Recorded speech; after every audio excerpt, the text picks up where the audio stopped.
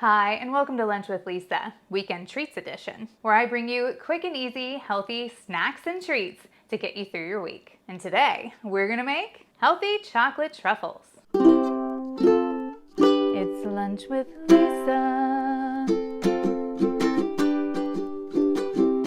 These truffles are gluten-free, dairy-free, egg-free, vegan, and if you prefer nut-free, you can use a different kind of milk that doesn't come from nuts.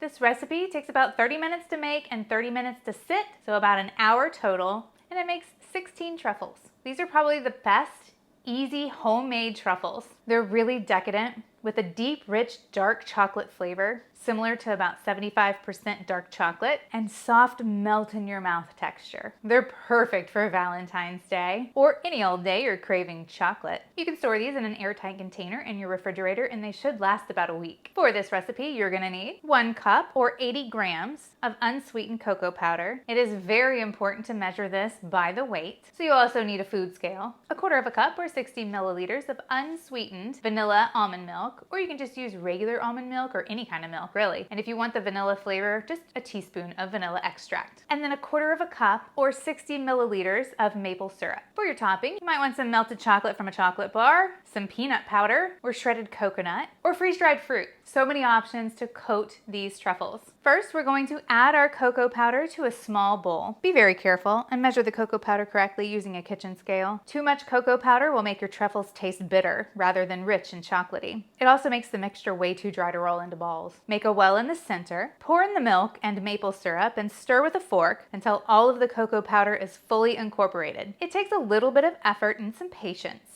When you're mixing, it's going to look like there's way too much cocoa powder and not enough liquid, but just keep stirring and mashing the mixture together with your fork. You can also switch to a spatula towards the end to get the last of the cocoa powder incorporated. If at all possible, try to avoid adding extra milk or maple syrup. If the mixture's too wet or sticky, it'll be really hard to roll into balls, even after chilling. However, if you still can't incorporate all of the cocoa powder after a few minutes mashing everything together with a fork and spatula, then add extra milk or maple syrup a half a teaspoon at a time, thoroughly mixing after each addition until all the cocoa powder can be incorporated. For the best results, use natural, unsweetened cocoa powder, also called natural cocoa powder or unsweetened cocoa powder. It's made from 100% cacao, nothing else. I wouldn't recommend substituting with Dutch cocoa powder, also called special dark cocoa powder, because it has a different acidity level. It also has a different flavor that's much more mild and muted, so your truffles won't taste as rich or chocolatey if you substitute it. Chill the mixture for 30 minutes. Line a baking sheet with wax paper or parchment paper. Get a moistened paper towel and lay that next to you because you'll want to use it to wipe your hands. Then you're going to divide your mixture into 16 balls, roll them up, and place them on the prepared baking sheet. Next, you're going to coat the truffles if you desire. If you'd like to dip your truffles in melted chocolate, use a bar of chocolate that you melt. Many brands of chocolate chips include stabilizers which prevent the chips from melting as thinly and evenly as bars of chocolate. I really like Ghirardelli and Lindt. I'm using this Lindt dark chocolate bar. You're going to place 1/4 cup, or 56 grams, of roughly chopped dark chocolate into a microwave-safe bowl. Microwave on high for 30 seconds. Stir for 1 minute. Continue to heat for 10-second intervals, stirring for 1 minute between each,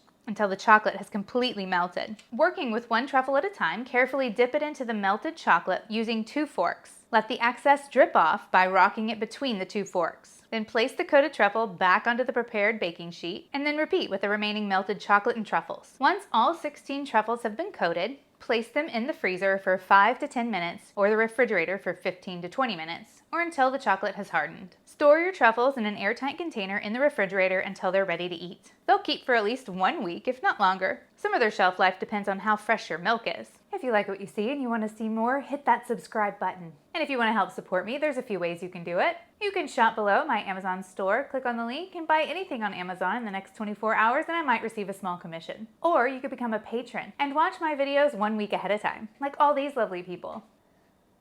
Thank you. Patreon.com/lunchwithlisa. And it's always free to like, comment, and subscribe. And I'll see you in my next video. It's Lunch with Lisa.